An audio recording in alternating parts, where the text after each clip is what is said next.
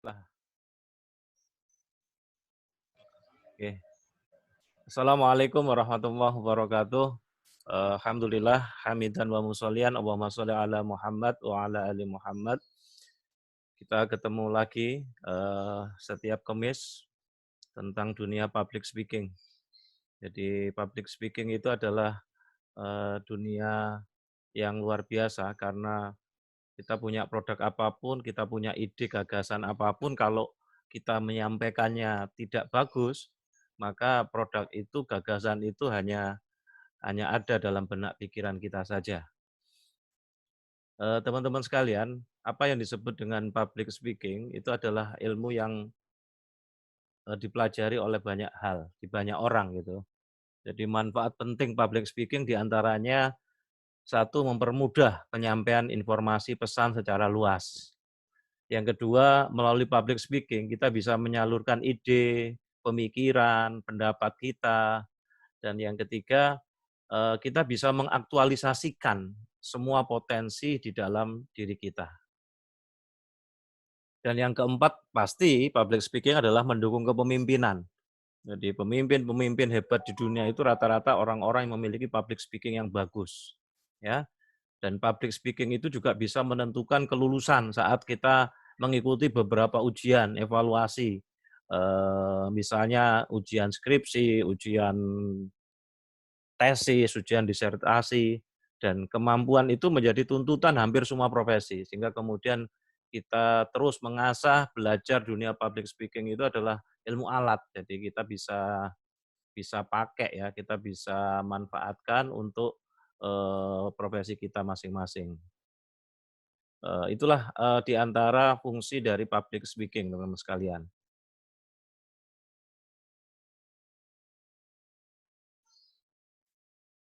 Apa sih public speaking itu? Yang pertama, speaking itu bicara. Public itu orang banyak.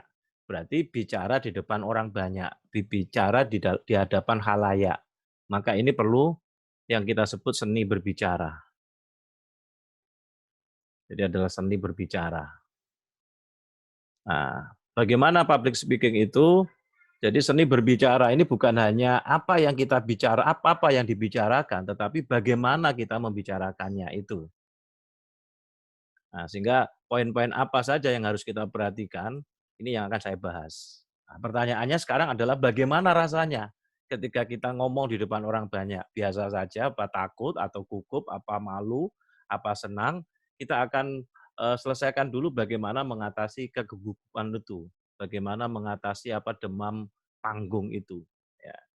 Jadi bagaimana rasanya itu? Biasa saja, ada yang biasa saja, ada yang takut, sampai ada yang kemudian drowos, ya, keringatnya ngucur, gugup, malu, atau senang. Ya, itu nanti kita akan bahas ya. Nah, apa itu nervous? Nah, pertanyaannya jadi penting. Kalau dalam bahasa ilmu komunikasi disebut dengan kecemasan komunikasi. Kecemasan komunikasi itu akan terjadi pada siapapun. Jadi tidak peduli siapa saja akan mengalami kecemasan komunikasi. Tetapi bagaimana kita mengantisipasinya, bagaimana kita mengatasi, inilah yang kita akan belajar. Nah, kecemasan komunikasi biasanya ciri-cirinya, ya, tanda-tanda fisik orang yang mengalami kecemasan komunikasi. Jadi lututnya gemetar biasanya, telapak tangan itu berkeringat. Jadi misalnya kalau dia jadi MC, pakai makalah, pakai kertas, kertasnya itu nempel di tangannya itu. Giginya kemerutuk, kerongkongannya kering dan tercekat. Ya, apa yang diomongkan itu di sini banyak tapi tidak keluar dan biasanya suaranya bergetar. Ya, wajahnya memerah, jantungnya berdebar-debar. Jadi kalau pakai mic, mic-nya didekatkan, mic-nya dipegang gini gerak aja. Kalau didekatkan di dada malah duk duk duk duk gitu ya. Itu tanda-tanda fisik kecemasan berbicara. Dan bagaimana cara mengatasinya? Kita akan bahas nanti. Kita akan bahas.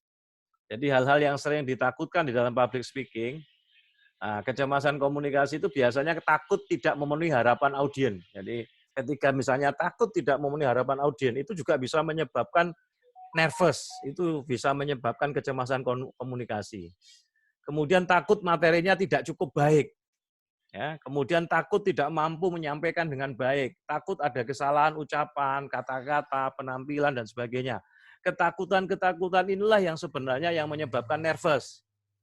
Maka saya seringkali memberikan tips, usahakan datang 30 menit lebih awal kalau kita mau presentasi itu, sehingga kemudian kita tahu suasananya, kemudian kita bisa mengantisipasinya. Misalnya ternyata di situ ada orang yang berpengaruh, ternyata halayaknya pesertanya lebih banyak, maka segera nyari tempat yang agak sepi, entah itu musola, salat sunnah mutlak 2 rakaat, kemudian tenangkan diri sambil dipegang dadanya dipegang yang kanan atau kiri, digosok-gosok sambil mengatakan, "Ya Allah, di bidang ini aku ahlinya." Jadi memberikan kata-kata afirmasi, "Ya Allah, aku pasti bisa. Ya Allah, di bidang ini aku ahlinya, aku pasti bisa ya Allah." Setelah itu Anda baca doa Robbis rohli sodri wa yassir li amri wahlul 'uqdatam min lisani yafqahu qauli.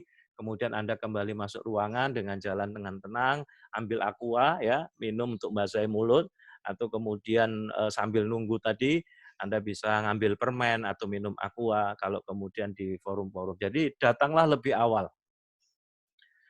Dan yang kedua adalah kesiapan materi, karena nervous itu terjadi karena tidak siap materi itu bisa jadi nervous. Jadi ketakutan-ketakutan yang saya bahas tadi, takut tidak memenuhi harapan audien, takut materinya tidak cukup baik, takut tidak mampu menyampaikan, takut ada kesalahan ucapan, kata-kata, penampilan, dan sebagainya.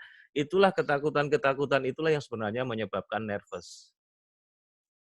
Nah, jadi tidak perlu takut, sebenarnya tidak perlu takut. Ketakutan itu sebenarnya hanya ada di otak Anda, bisa diatasi dengan mudah. Nah, dengan cara apa tadi melakukan afirmasi? Dengan cara menenangkan diri di tempat yang makanya saya sarankan datang lebih awal. Entah di musola, sebelum masuk ruangan itu menenangkan diri, sholat sunnah mutlak 2 rakaat.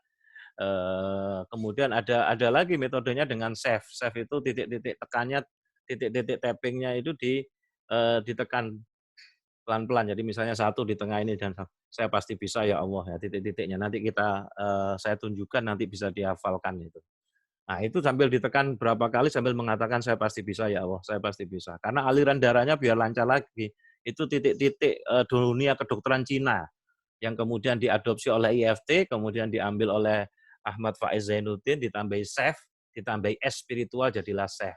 Itu ada titik-titik tapping itu bisa ditekan berapa kali dengan sambil melakukan afirmasi. Nah, itu bisa juga menghilangkan yang disebut dengan nervous. Jadi sebenarnya ketakutan itu hanya ada dalam benak pikiran kita. Faktanya memang takut berbicara di depan umum itu memang hal yang wajar, bahkan jadi hal yang paling umum ditakuti nomor 2 di dunia. Jadi hasil survei ternyata berbicara di depan umum itu hal yang paling umum ditakuti oleh manusia, nomor 2 di dunia ya. Nah, bagaimana sekarang kita mengatasinya? Pertama adalah mengatasi kecemasan dengan persiapan. Jadi persiapan itu membuat kita tidak nervous. Kalau 1 menit kita menyampaikan presentasi itu persiapannya 1 jam. Ya, 1 menit itu. Berarti kalau 60 menit berarti 60 jam. Sejak kapan? Ya sejak saat ini. Karena dengan persiapan yang matang itu menimbulkan percaya diri. Kemudian yang kedua banyak praktek. Jadi praktek, praktek, dan praktek. Lakukan simulasi di rumah. Nah, tadi sudah saya kasih tip datang lebih awal, lakukan afirmasi diri, lakukan kemudian titik-titik tappingnya ditekan sambil mengatakan saya pasti bisa ya Allah di bidang ini saya ahlinya ya. Meminta teman atau saudara untuk menjadi audiens selama latihan. Jadi ketika sebelum menyampaikan itu kita bisa berlatih di depan cermin, kemudian kita bisa tahu bahasa tubuh kita, mimik kita. Sebagaimana minggu yang lalu saya jelaskan ada 3 rukun presentasi yang kalau salah satunya tidak ada jadi batal. Apa itu? Harus ada kontak visual, dilihat wajah audien itu. Kemudian yang kedua adalah vokal, pastikan vokal kita itu bisa didengar. Kapan harus naik, kapan harus turun, kapan harus jeda, kapan harus berbisik, nah, intonasi kata. Kemudian yang ketiga adalah bahasa tubuh, mimik, gestur. Nah, itu kita bisa tahu dari mana ya ketika kita bicara di depan cermin, ketika kita berlatihnya di depan cermin, kemudian direkam suara kita, apakah bisa mudah dipahami atau tidak. Jadi kita bisa meminta teman atau saudara untuk menjadi audiens selama latihan. Teman-teman sekalian, elemen dalam komunikasi itu yang pertama visual. Jadi visual itu 55%. Jadi makanya nanti kontak mata, ekspresi wajah, gerak tubuh, gestur, sikap tubuh itu membantu kita untuk melakukan powerful communication. Sedangkan vokal itu 38%. Jadi volume, kecepatan, intonasi itu vokal. Sedangkan verbal itu bahasa yang kita pakai itu sederhana, jelas, sempurna. Nah, ini elemen-elemen dalam komunikasi.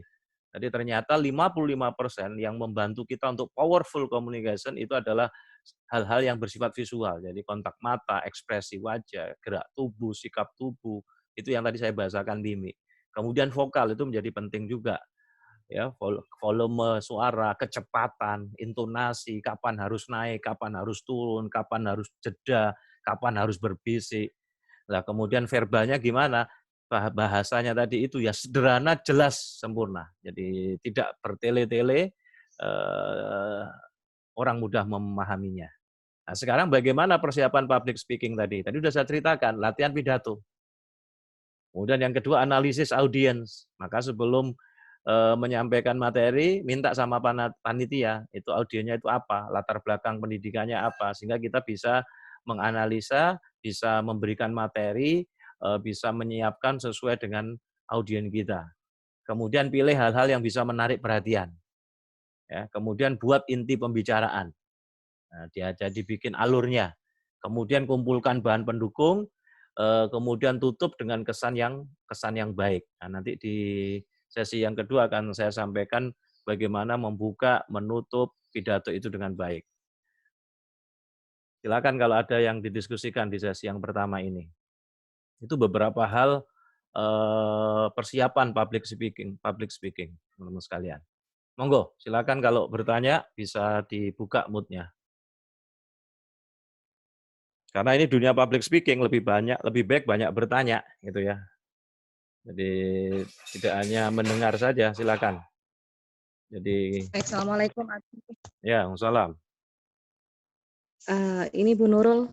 Ya, silakan Bu Nurul dari Madura ya ini, Pamekasan. Iya, Ya. iya benar. Saya adalah kerja sampingan saya adalah master seremoni, kadang di pernikahan atau di acara-acara tertentu. Ya. Yang menjadi permasalahan itu ketika saya harus menjadi MC di launching sebuah produk atau launching sebuah ini, terkadang yang membuat gestur saya itu berhenti mendadak ketika penyelenggara bilang ada tamu khusus gitu beserta rombongan, tapi tidak menjelaskan beliau itu kedudukannya seperti apa, hanya ada tamu khusus, ini disebutkan aja Bu begini-begini. Nah, kadang untuk eyes contact saya tidak menunjuk ke satu orang, langsung ke rombongan tersebut begitu, karena saya tidak tahu yang mana yang dimaksud begitu. Itu ngatasinya bagaimana untuk pilihan katanya agar saya itu betul-betul menghormati kedatangan beliau. Terima kasih Abi. Jadi yang pertama informasinya harus jelas, siapa namanya ya. Kemudian tetap dengan tenang, kemudian disapa rombongan yang masuk tadi, tidak harus orang per orang. Jadi menyapa secara global. Tapi informasi yang paling penting adalah informasi dari panitia tadi itu, siapa namanya, sebagai apa. Karena itu penting, jangan sampai salah. Gara-gara nama salah dan gelar salah, orang terjadi tersinggung. Betul, Ya, betul. betul. Gara-gara misalnya DR dulu, DR itu dokter itu kan mestinya D besar, R kecil itu dokter. Sekarang enggak, D besar, R kecil itu dokter. Ya kan? Padahal dulu dokter itu D kecil, R kecil itu dokter. Sekarang tidak ternyata. Sehingga beberapa kali di forum itu saya kadang-kadang disebut dokter fakil, saya dokter, saya itu enggak kuliah di fakultas kedokteran gitu. Nah, tapi kalau orangnya nyadari kan enak gitu. Makanya penting, termasuk namanya harus jelas. Kemudian kalau ada gelar jabatannya apa? Karena itu penting bagi MC untuk melakukan apa? Edifikasi. Karena edifikasi itu penting kan, apalagi kalau dia sebagai narasumber nanti. Nah, demikian juga kadang-kadang ketika acara launching apapun itu, MC juga harus diedifikasi. Jadi ada suara dulu yang mengantarkan MC yang tidak nampak kan, tapi suara saja. Kita hadirkan acara ini, seorang MC yang luar biasa, harus ada edifikasi kayak gitu. Kalau secara profesional itu memang gitu. Ya, saya pikir itu ya. Silakan, ada yang lainnya lagi. Jadi tidak harus ditatap satu persatu, tetapi cukup rombongan tadi itu apa, yang penting kejelasan tadi dari panitia. Ya, siapa yang hadir, kemudian yang perlu disapa, nama, gelar sama jabatannya. Nama, gelar, jabatannya. Jadi misalnya kalau ada gubernur datang, ya siapa? Oh, gubernur, namanya lengkapnya jangan sampai keliru gitu. Karena itu jadi penting gitu. Jadi ada pejabat kita kadang-kadang juga modelnya tersinggungan juga gitu. Saya pernah menghadapi itu, eee, ketua BNN itu kan pangkatnya jenderal bintang 1 kalau di Jawa Timur itu ya. Kalau kalau kemudian MC-nya itu enggak paham dia sebut kombes, oh dia marah betul itu. Oh, ketua Badan Narkotika Nasional itu minimal jenderal bintang 1 saya bilang. Waduh kamu itu. Itu sampai anak buahnya lari-lari ajudan. Jadi informasi itu jadi penting. Informasi itu harus penting sampai ke panitia, dia harus memberikan informasi dengan jelas ya. Jadi kapan-kapan kita belajar jadi EO juga. Ini kan bertahap lah. Ya, kemudian Abi satu lagi boleh? Ya, silakan. Apakah benar tindakan saya, kadang saya itu membuat skrip dulu kalau misalnya seperti ini, pertemuan di balai kota, mengundang saya untuk jadi master seremoninya, 3 hari atau 2 hari saya memang sudah meminta kepada panitia, acaranya apa, yang hadir itu siapa, kemudian saya buat skripnya agar saya tidak salah meruntutkan acaranya. Kemudian kalau di ACC baru saya mempelajarinya di rumah lagi, skrip susunannya. Ya, Apakah itu saya salah membuat skrip terlebih dahulu kemudian saya serahkan ke panitia? boleh. Justru malah harus analisa audien tadi itu, siapa audiennya, kenali usianya kan gitu. Tingkat Iya. pendidikannya apa, kultur dan budayanya apa, bahasa, kemudian kepentingan dan kebutuhan, dan sehingga kemudian kita bisa menyiapkan skrip. Jadi dulu Pak Dekarwo itu kebetulan yang buat naskahnya kan adik kandung saya, dia di biro hukum. Mhm. Jadi sehari sebelumnya Pak Dekarwo mesti telepon itu, naskahnya gimana? Nah, begitu naskah dia disuruh ke Grati karena dia mesti baca itu. Terus kemudian kapan harus dicoret-coret tuh, kapan harus naik, kapan harus turun, itu gubernur loh. Jadi memang harus Iya. gitu. Jadi kebetulan adik kandung saya itu di biro hukum, jadi dia kalau terkait dengan legal-legal hukum biasanya gubernur mesti panggil itu untuk nyiapkan.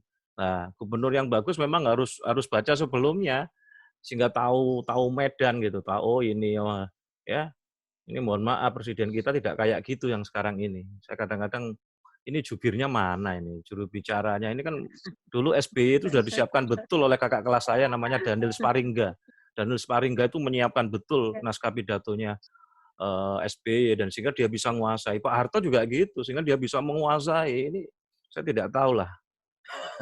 Karena memang yang jelas yang mendengarkan itu nanti khawatir salah Iya, pemahaman kalau memang tidak ditata khusus. betul. Ini kan Seperti banyak yang kemarin terjadi antara banyak pulang kampung dengan mudik itu. iya, itu banyak persepsi nggak keliru semua kan akhirnya diralat oleh istana. Menteri ngomong diralat istana, istana dilarat. Ini kacau, ini persoalan leadership kalau kalau saya bicara agak keras ini. Ini PR berat bagi kita. Ini sekarang ya ini sudah menghadapi kayak gini kita punya pemimpin yang ya mudah-mudahan selamat negeri ini ya. Ya, Ya, jadi itu silakan. terima kasih Abi. Ya, betul harus Terima ditanya kasih Abi. betul. Skrip itu penting, tapi kita harus menyiapkan plan A, plan B, plan C. Karena bisa Ya, jadi di lapangan itu ada beda. sesuatu yang di luar dugaan kita, maka kita harus menyiapkan plan. Setidaknya saya seringkali menyampaikan pada teman-teman, siapkan 2 plan lah. Kalau plan A tidak bisa berarti ada plan B, ada plan C. Tetap tenang hadapi persoalan itu. Ya, monggo yang lainnya. Jadi memang kuncinya memang banyak belajar. Belajar caranya untuk menghilangkan apa tadi itu, nervous. Kemudian sering membaca. Maka tidak bisa tidak kalau ingin jadi penulis yang hebat, pembicara yang hebat harus sering membaca. Maka tidak akan pernah terjadi dia menjadi pembicara yang hebat, penulis yang hebat kalau tidak banyak baca. Ya. Karena dengan banyak baca, pilihan katanya jadi banyak, pengetahuannya jadi luas. Nah, kemudian berlatih, nah tadi berlatih di depan cermin latihannya. Kenapa kok berlatih di depan cermin? Karena kita bisa melihat gestur tubuh kita, kemudian direkam, sehingga kemudian suara kita itu bisa tahu, oh iya ini kalau saya dengarkan paham juga ya, oh saya dengar, kok nggak paham aku ya, padahal sih ngomong dia sendiri ya, itu penting. Terbiasa berkomunikasi dengan baik, memang perlu banyak latihan, berlatih dan berlatih, sama seperti nulis bisa karena biasa. Maka public speaking juga semacam itu. Baik, teman-teman silakan kalau ada ditanyakan di sesi yang pertama ini. Tat, kalau ini Tat, apa menumbuhkan senang membaca itu gimana? Menumbuhkan senang membaca itu ya motivasi yang kuat gitu. Yang Sampai kedua, menjelang itu, tidur aja. Ketika mau tidur, nggak bisa tidur, baca. Nah, gitu. Masing-masing orang itu kan punya ritme sendiri. Ada orang baca itu, pokoknya sisihkan waktu sehari satu malam itu, dalam 24 jam itu ada 1 jam lah untuk membaca.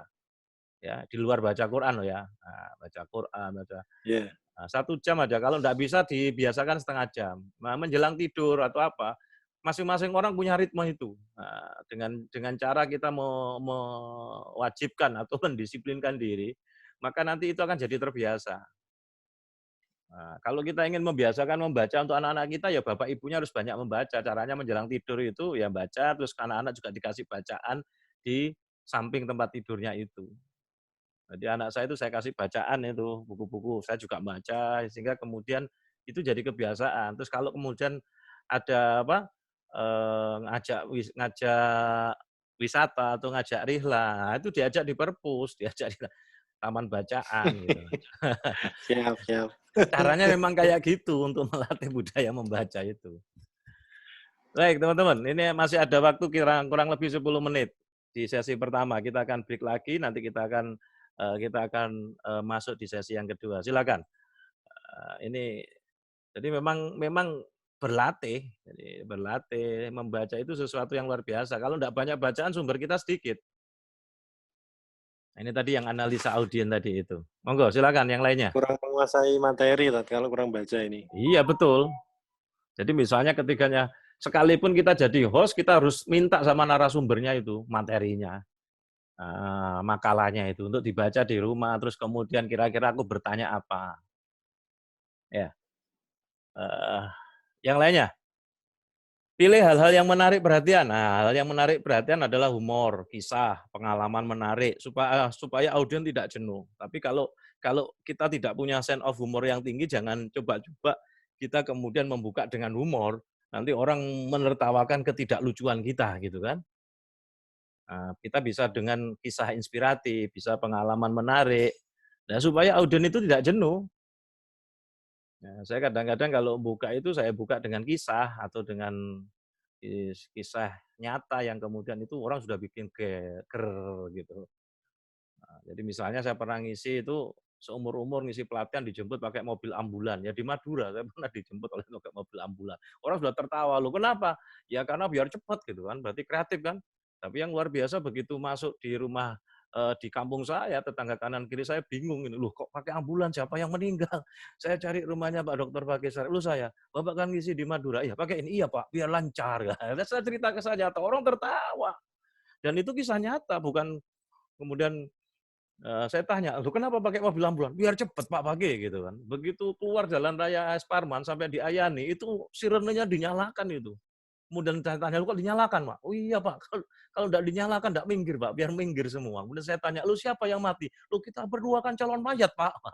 Luar biasa orang-orang. Jadi kreatif. Contoh itu kisah. Jadi orang jadi cair suasana gitu. Padahal kan sesuatu yang nyata gitu.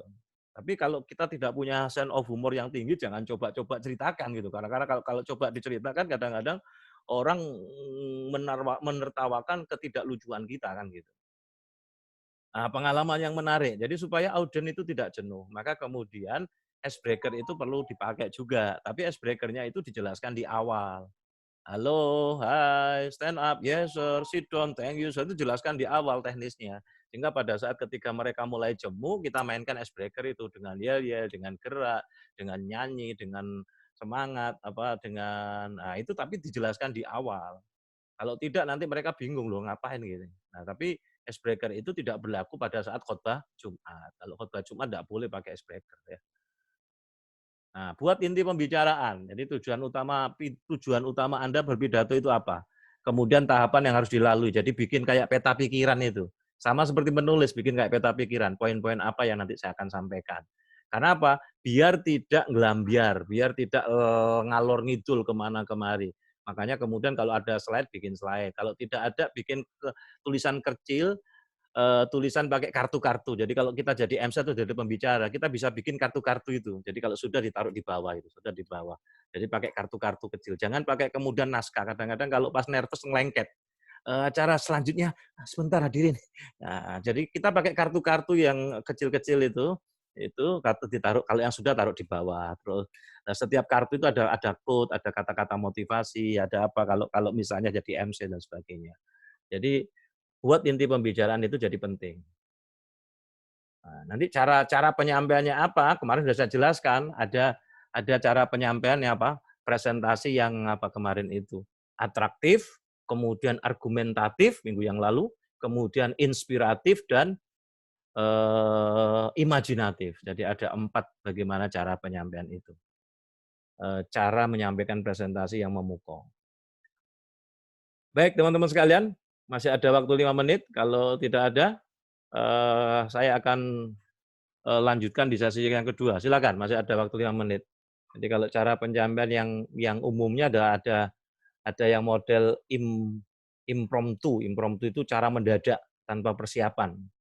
Nah, seringkali biasanya berdasarkan inspirasi yang timbul seketika saat itu. Bisa jadi ketika kita hadir di satu acara terus ada apa tahu-tahu kita suruh nyambut gitu ya. Makanya mulai sekarang kita siap-siap menyiapkan materi, satu ayat, satu hadis, apa saja karena bisa jadi kita akan diminta mendadak kayak gitu. Ada yang kedua menggunakan tadi ini, catatan-catatan kecil yang berisi garis-garis besar atau pointer. Saya sarankan tadi dalam bentuk kartu-kartu tadi itu. Ya, kartu-kartu yang kemudian kalau sudah taruh di bawahnya lagi.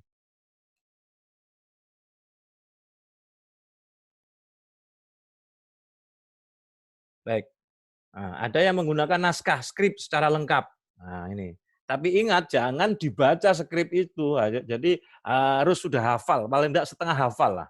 Sebab kalau hanya baca skrip itu nanti itu akan menghilangkan rukun presentasi yang pertama apa? Kontak visual. Jadi kalau kita menunduk saja kemudian lihat ke atas saja itu membuat audiens itu rame karena kita tidak ngawasi gitu. Kita kehilangan bahasa tubuh dia. Jadi ada yang menggunakan naskah skrip secara lengkap, tapi tetap harus setengah hafal. Makanya banyak pejabat atau gubernur atau presiden harusnya 1 hari sebelum dipelajari. Boleh dicoret-coret itu kapan naik, kapan harus turun, kapan jedahnya gitu. Kalau tidak nanti wah. Nah, kemudian ex memori ya, ini yang paling bagus ya menghafal garis besar tanpa bantuan catatan. Nah, jadi kalau sudah menghafal enak itu, kalau ngomong kan sudah lanjut saja. Nah, jadi kalau sudah ex memori sudah hafal itu, dia tidak usah tanpa bantuan catatan-catatan kecil. Baik teman-teman sekalian, ada waktu 3 menit, kita akan break dulu. Saya berharap kita berdiskusi setelah itu. Ini beberapa pengantar materi public speaking. Nah, jadi biasa struktur penyampaiannya ya ada pendahuluan, ada isi, ada kesimpulan. Nah, kalau opening ya ada salam, penyampaian pada hadirin, penjelasan maksud tujuan. Nanti ada banyak teori bagaimana membuka pidato itu, menutup pidato itu, kemudian bagaimana membuat masalah, kemudian memberikan solusi. Mudah-mudahan bisa saya sampaikan hari ini juga. Kontennya misalnya pendekatan awal, kisah tadi, mengumumkan inti masalah, bisa juga memulai dengan pertanyaan, bisa juga menyebutkan pembahasannya, poin-poin utamanya, closing. Nah, jadi sebenarnya sukses berpidato itu, sukses berceramah itu ada 4. Pertama adalah sukses membuka, ya. Kemudian yang kedua adalah sukses memberi masalah. Kemudian yang ketiga adalah sukses memberi solusi, dan yang ketiga adalah sukses menutup ceramah. Kita akan bicarakan nanti di sesi kedua. Kalau tidak cukup ya minggu depan lagi. Mudah-mudahan belum hari raya. Ya. Baik teman-teman sekalian, waktunya tinggal 1 menit. Saya harus undur diri dulu. Kita akan kembali di sesi kedua. Silakan dipersiapkan pertanyaan-pertanyaannya sehingga kemudian kita bisa diskusi banyak. Karena lebih baik kita banyak diskusi sehingga kemudian ilmu itu akan keluar semua gitu. Kalau tidak banyak pertanyaan itu juga kadang-kadang ya berhenti gitu. Nah, jadi saya berharap dengan semua siap, saya akan kembali setelah sesi yang pertama ini. Assalamualaikum warahmatullahi wabarakatuh.